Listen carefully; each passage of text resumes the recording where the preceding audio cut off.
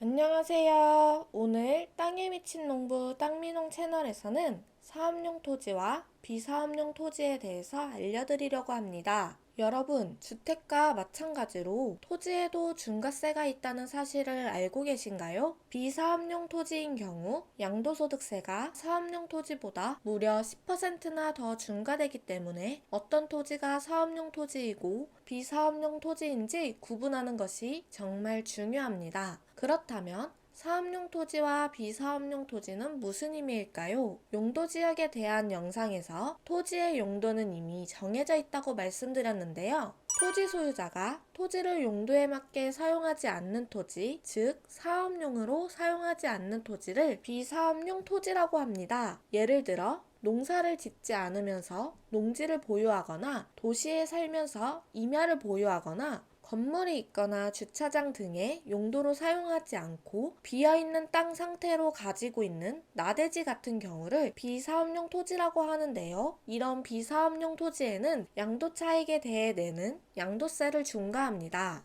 목적에 맞는 용도로 사용하지 않으면서 보유한 토지에 대해 생긴 시세 차익에 대해서는 세금을 더 내야 하는 것이죠. 지목대로 사용이 되면 사업용으로 인정을 받지만 그렇지 못한 경우에는 사용기간 및 실제 용도를 따져서 사업용 토지와 비사업용 토지로 구분을 하는데요. 그럼 지목에 따른 사업용 토지와 비사업용 토지의 구분 기준에 대해서 알아보겠습니다. 먼저 세법에서 인정하는 사업용 토지는 농지, 임야, 목장용지, 기타 크게 4가지로 설명을 드리겠습니다. 조건을 만족하지 못하면 비사업용 토지로 판단하여 사업용 토지로 받을 수 있는 여러 가지 세제 혜택을 받을 수가 없습니다. 첫 번째로 농지는 전, 답, 과수원에 해당되며 도시지역 중 주거, 상업, 공업지역 외에 소재하는 제촌자격 농지가 사업용 토지가 됩니다. 농지는 사업용 토지로 인정을 받으려면 일정 기간 동안 제촌 자경을 해야 합니다. 제촌이란 농지 소재지 또는 농지 소재지에서 직선거리로 30km 이내에 연접한 지역에 살아야 한다는 뜻입니다. 자경이란 농지 소유주가 직접 농사를 지어야 한다는 의미입니다. 다만 특별시, 광역시, 특별자치시, 특별자치도 및 시 지역에 따른 도시지역 안에 있는 농지는 비사업용 토지로 보아 중과 대상이 됩니다. 또한 근로소득과 사업소득을 합쳐서 3,700만원 미만이어야 합니다. 두 번째로 임야는 농지처럼 농사를 직접 지어야 한다는 자격 요건은 없습니다. 단 임야 근처에 거주해야 하기 때문에 임야 소재지 연접지와 30km 이내 지역에 거주해야 하는 제촌 요건은 만족해야 합니다. 또한 공익상 필요한 임야로서 산림보호구역, 개발제한구역 안의 임야, 상수원 보호구역 안의 임야 등은 사업용 토지가 됩니다. 그리고 상당한 이유가 있는 임야로서 임업 후계자가 사용한 임야, 종교 등 비영리 사업자가 사용하는 임야, 상속 개시일부터 3년이 경과하지 아니한 상속 임야 등은 사업용 토지로 인정이 됩니다.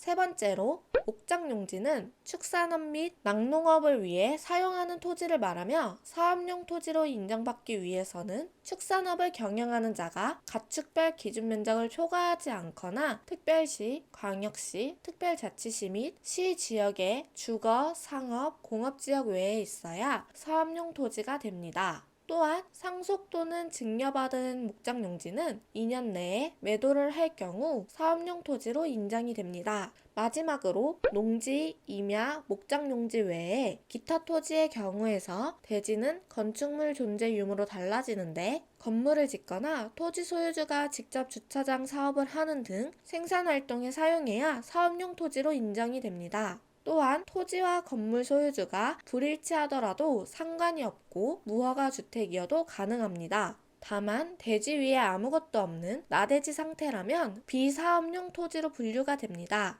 하지만 예외인 경우도 있는데요. 재산세 납부 내역을 조회하는 방법으로 알 수가 있는데요. 재산세가 비과세 또는 면제 혹은 재산세가 별도 합산, 분리과세 대상일 경우 사업용 토지에 해당됩니다. 하지만 재산세가 종합합산 대상일 경우 비사업용 토지에 해당되므로 중과 대상이 됩니다. 그리고 무주택자가 보유한 660제곱미터 이내의 토지는 사업용 토지로 인정이 되고, 나대지에 건물을 신축하면 부수토지는 사업용 토지로 인정이 됩니다. 또한 건물이 멸시된 날부터 2년 동안에도 사업용 토지로 인정이 됩니다. 그리고 환지후의 나대지의 경우 시기에 따라 제촌자경, 지주의 부재로 판단할 수 있는데요. 농지 취득일로부터 사업 시행 인가일까지는 제촌자경에 속한다면 기간을 인정받을 수 있습니다. 사업 시행 인가일로부터 사업 완료까지는 대지로서 어떠한 행위를 할 수 없기 때문에 모두 인정을 받을 수 있으며, 사업을 완료 후에 2년 이내까지도 동일하게 기간을 인정받습니다. 하지만 2년 후에는 건물의 신축 여부를 판단하여 건물이 있으면 되는데, 전체 기간에서 동그라미에 해당하는 기간이 60%가 넘으면 사업용 토지가 됩니다. 이 모든 내용에서 가장 중요하게 알아야 하는 것은 바로 기간 기준입니다. 앞서 말씀드린 모든 부분들에 해당이 되며 이 기간 기준에 맞춰서 생각하셔야 합니다. 양도일 직전 3년 중 2년 이상, 양도일 직전 5년 중 3년 이상, 혹은 전체 기간 중 60% 이상의 기간을 충족하셔야 모든 기준들이 적용되어 사업용 토지가 되는 것입니다. 예를 들어 농지의 경우 주거, 상업, 공업지역 외에 소재하는 제촌자격 농지, 근로소득과 사업소득을 합쳐서 3,700만원 미만일 때 사업용 토지로 인정이 된다고 했는데요. 만약 양도일 직전 토지 보유기간 5년 중에 1년만 이 요건을 갖추었다면 인정이 되지 않고, 5년 중에 3년 이상을 충족하거나 전체 기간 중에서 60% 이상을 충족해야 사업용 토지로 인정이 된다는 말입니다. 토지는 양도일 직전까지 지목에 맞게 사용하셔야 합니다. 그렇다면 이제 사업용 토지와 비사업용 토지의 양도세 차이점에 대해서 알아보겠습니다.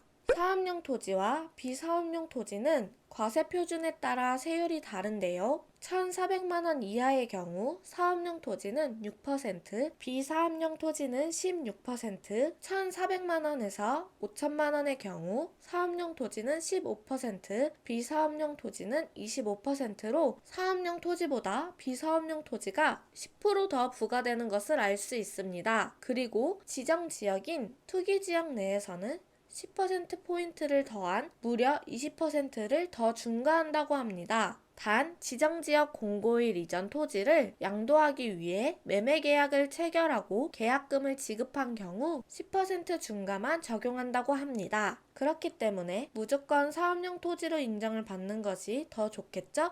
다음으로 양도소득세를 감면해주는 경우에 대해서 알아보도록 하겠습니다. 자경제촌을 8년 이상 토지 보유 시 감면 대상이 되는데요. 자경은 양도세 감면을 위한 조건으로 취득일로부터 양도일까지 8년 이상 보유해야 하며, 토지 주인이 직접 농작업 반 이상을 한 경우, 사업소득이 연 3,700만원 이상인 경우는 자경 기간에서 제외하며 부동산 임대소득도 제외합니다. 제초는 농지 소재지 시, 군, 구와 연접한 시, 군, 구여야 하며, 농지의 소재지에서 직선거리 30km 이내에 거주해야 합니다. 그리고 세대원 전원 모두 주소지를 이전해야 합니다. 또한 8년 이상 자경제촌을 한 농지를 직계존속 및 배우자로부터 상속 또는 증여받은 경우 3년 이내 양도 시 양도소득세를 감면받을 수 있습니다. 위 조건을 만족하는 경우 1년에 1억, 5년간 2억까지 양도소득세를 감면받을 수 있습니다. 이렇게 사업용 토지와 비사업용 토지에 대해서 알아보았는데요. 이 부분은 토지 투자에 있어서 가장 중요하고 알아야 하는 부분입니다. 한번 보고 이해하기에는 내용이 어렵고 헷갈리는 부분이 많기 때문에 반복해서 공부하시고 많이 찾아보시고 자세히 공부하시면 성공적인 토지 투자의 길로 한 걸음 나아갈 수 있다고 생각합니다. 오늘 영상이 여러분들에게 도움이 되셨길 바라는 마음으로 여기서 마치도록 하겠습니다. 감사합니다.